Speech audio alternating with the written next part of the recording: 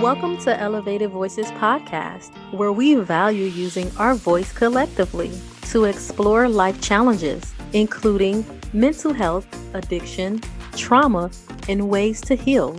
With our voice, we empower, encourage, and transform lives. I'm your host, Dysheka Bibbs, a certified trauma-focused therapist, licensed clinical social worker, and licensed certified addiction specialist. As you listen, ask questions, and enjoy the show, remember this podcast is not a substitute for a therapeutic relationship with a licensed mental health professional. As we embark on this journey together, let's elevate our voice to echo the sound for the voiceless. Today's guest holds a doctoral degree from the University of Houston. She is currently practicing in the state of Illinois as a clinical psychologist with over 10 years of experience in the mental health field, specializing in working with clients who struggle with managing anxiety, depression, trauma, burnout, body image issues, race and gender-related stress, as well as grief. She is also the proud owner of her own private practice, True Space Counseling and Psychological Services, which offers comprehensive psychological care while encouraging women to utilize their interpersonal strength and embark on a journey of self-discovery. Elevated Voices Podcast would like to give a warm welcome to Dr. Amanda Long for joining the show. Thank you so much for being here. Thank you for having me. I am so excited to speak with you today about such an important, difficult topic. Yeah, the pleasure is all mine, Dr. Long. I just want to thank you so much for all of the work that you do in the grief field because it's much needed. On top of that, all of us have experienced some form of grief, whether anticipated, whether not anticipated, and we don't talk about it much. It's almost like a taboo, but we need to talk about it more. Absolutely. That is the way in which you work towards healing and really adapting to the loss of whatever it is, that you have lost by being vulnerable enough to, acknowledge that there is pain and there's hurt and a slew of other emotions that are present, and also being willing not only to acknowledge that, but seek out support in whatever ways you feel are appropriate. Exactly. When grief occurs in our lives, most of us don't know how to process grief or what that may look like for us because we don't talk about it. We don't have someone there to educate us. And there's levels to grief. And when you are looking at those three different levels, you're like, what is that? And all of those three levels are the normal process of grief. Absolutely. It's absolutely a process. And I want to start by saying grief looks very different for everyone. It is a very unique experience. And so what I mean by that is, you can be siblings and experience the loss of a parent, right, or a caregiver, and still not go through the grief journey the same way. It may look drastically different, even though you all may be experiencing the same loss. And so when we talk about this idea of grief and like navigating it and what it should look like and what it shouldn't look like, that's a really difficult kind of question to answer or even formulate a theory around that because it just looks so different for everyone. I often have clients that will come in and say, well, this person is already doing that. And this, we have the same parent. And like, why am I not there? Why am I still struggling? And that's because grief is a unique process. And so just because someone else who's experiencing a similar loss, they're in a different stage of grief, that does not mean that they're in the correct stage or the wrong stage. It just means that they were in two different places along their journey. Right. And I'm happy that you brought up the stages of grief because there are 5 stages of grief: denial, anger, bargaining, depression, and acceptance. I know when I lost my brother, my grief and what it looked like was different. It was different for my sister and my 2 other brothers. And me being a clinician, one of the things that everybody said to me was, why does it look like you have accepted the grief already and you are moving forward in your life while my brothers had a really hard time? And so I said, no, it is not the fact that I am accepting it and moving forward with my life. It's I am at a different stage of grief than them. And for me, I was in that bargaining stage, like, why him? Why not me? And for my brothers, they were still in that anger stage and it looked totally different. Yeah. So, one of the things that I love about being able to educate and have this podcast is to let other people know that they're not alone and some of the things that they experience are absolutely normal. Because I think that we get to a point in our lives when we are experiencing things, we hold it in and we don't want to burden other people with what we're experiencing. We don't want other people to judge us when we are experiencing something as significant as a loss. It hurts and we feel like we are alone. Yeah, absolutely. Absolutely. That is something that comes up often in the therapeutic space, feeling as though I'm burdening people by talking about how I feel, feeling as though, I'm always sad and no one wants to be around a sad person. And so therefore I'm going to isolate. I'm going to just stay to myself. And while sometimes that can be helpful to stay to yourself and to, be present and kind of lean in those emotions alone, it can also be helpful to be around people that are supportive and loving and want to be there for you. But just kind of like what you said, there is this, embarrassment that comes along with for some people, with not having it all together. And that is kind of another, I think, barrier that people come across when they're trying to really grieve the loss of, their loved one. This idea of, I shouldn't be like this. This shouldn't be happening. It shouldn't look this way. And, when you have those thoughts, it's so difficult to show yourself compassion in those moments. And that is essential during kind of the grief journey and in each process, each stage rather of grief.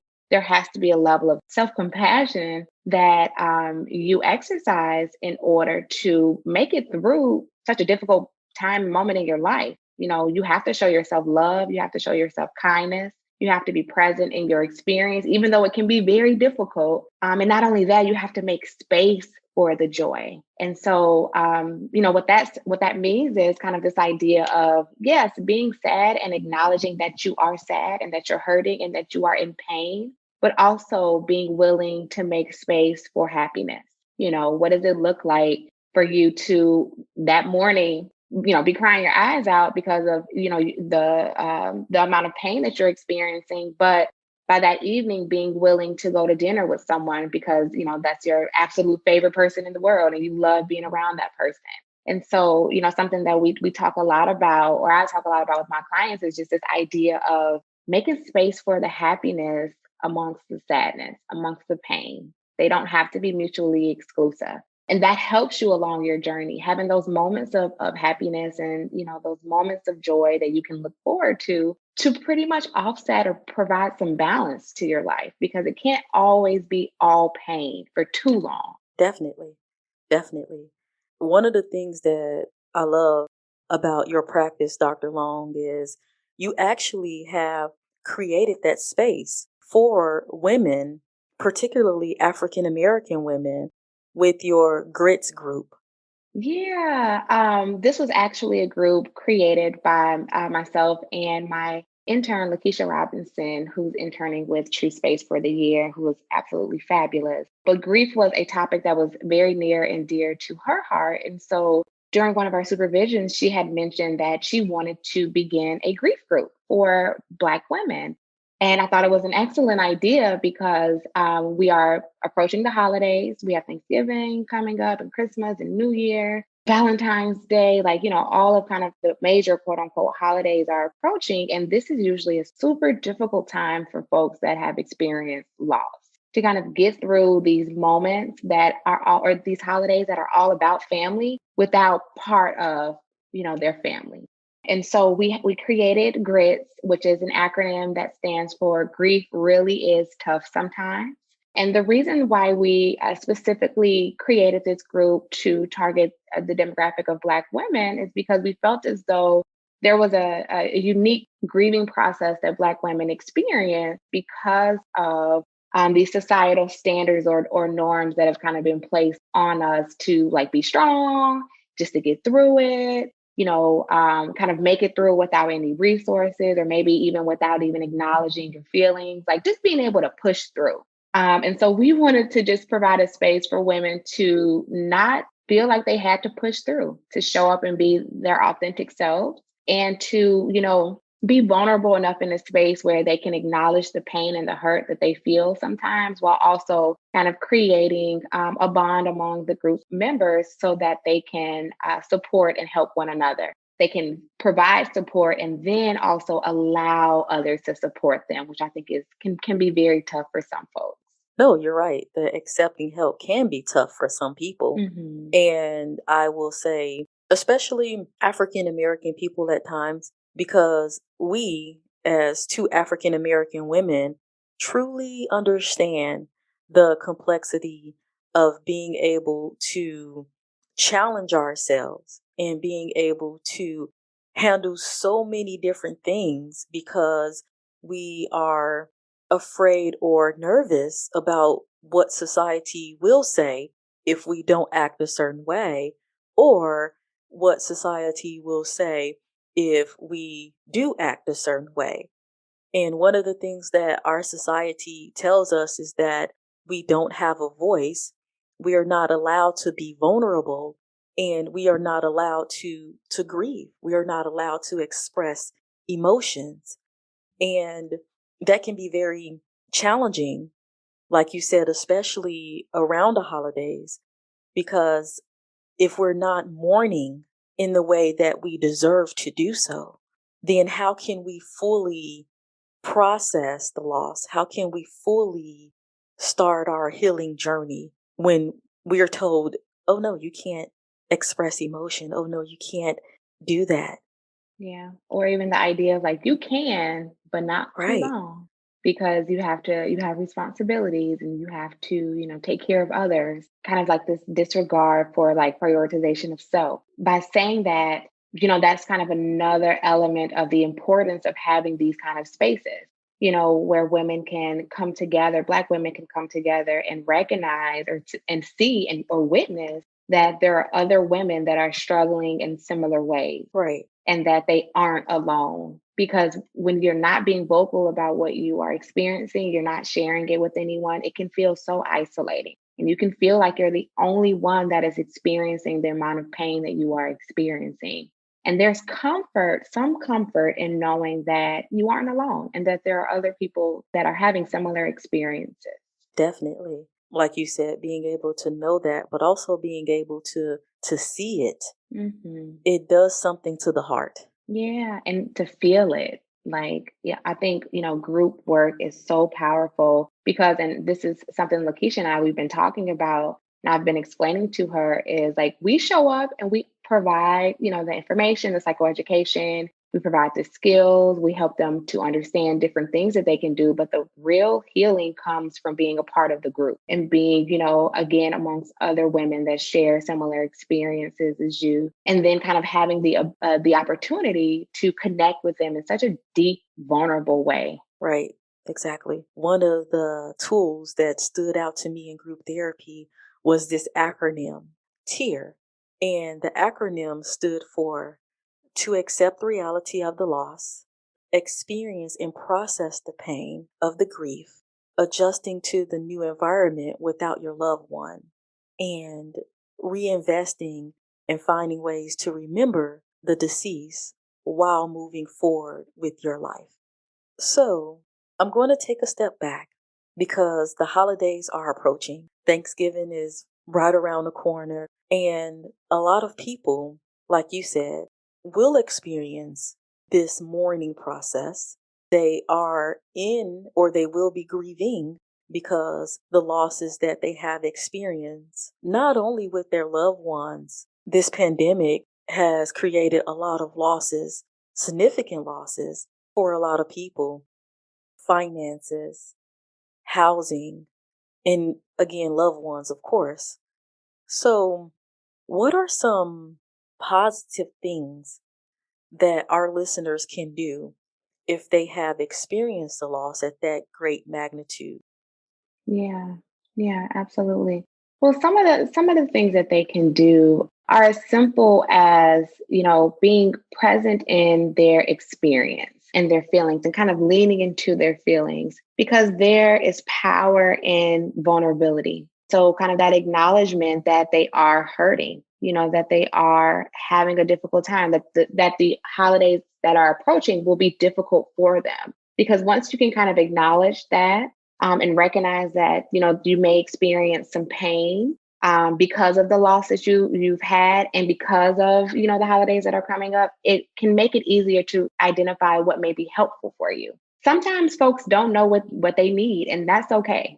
Especially I think for people that this is kind of like their first maybe major loss, or one of the biggest losses that they've experienced. It may be difficult to say like, I need X, Y, and Z from you. And so something that I've encouraged folks to do is just to ask people to show up for them in any way that they think would be helpful. By saying that, you kind of allow people to show up for you, maybe in a way that they've never shown up for you before, but you also are reminding them that I'm human and this will be hard for me. Because sometimes what happens is after the loss, folks will forget, that you're still going through your grieving process after the calls have subsided, after the funeral arrangements have been made and the person has been laid to rest.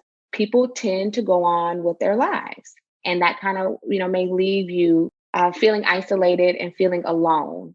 And so if you do have folks that you can count on, that will show up for you, being vocal about, either asking them for what you need or allowing them to show up for you in different ways. Not only that, I've encouraged clients to make space to honor the loss of their loved one, or the loved one that they've lost, rather. So how do you honor them, at Thanksgiving? Do you make their favorite dish still? Do you set a place at the table where they would typically sit? Sometimes folks will pray over their food. Do you say a prayer in remembrance of, or say words in remembrance of the person that you have lost?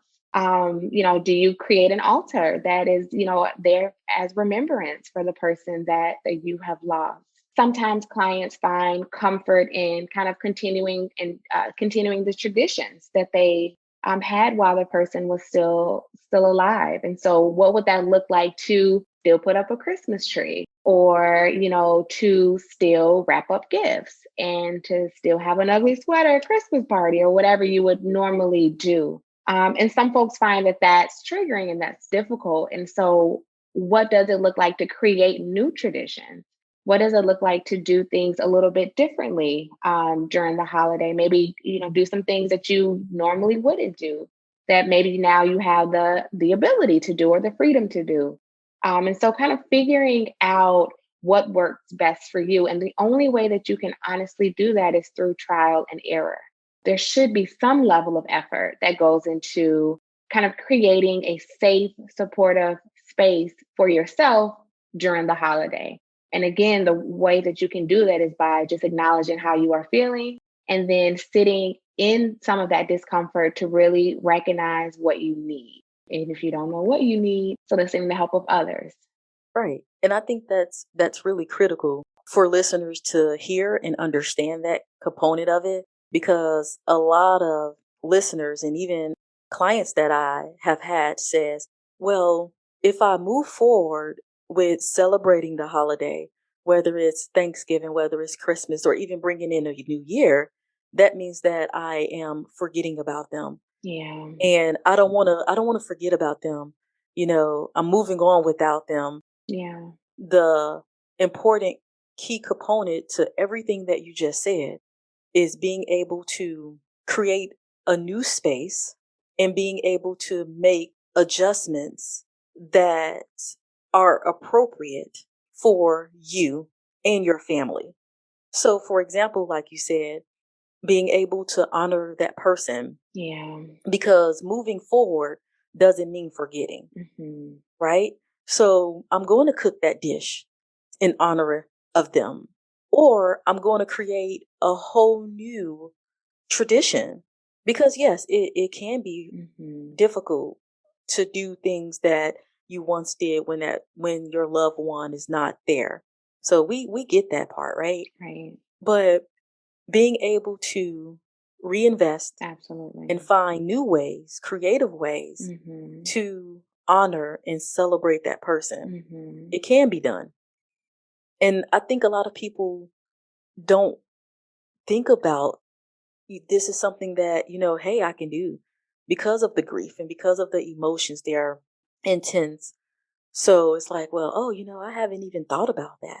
Sure. I think what you're describing is this idea of like reentry or like adaptation. You are learning how to adapt to life without your loved one.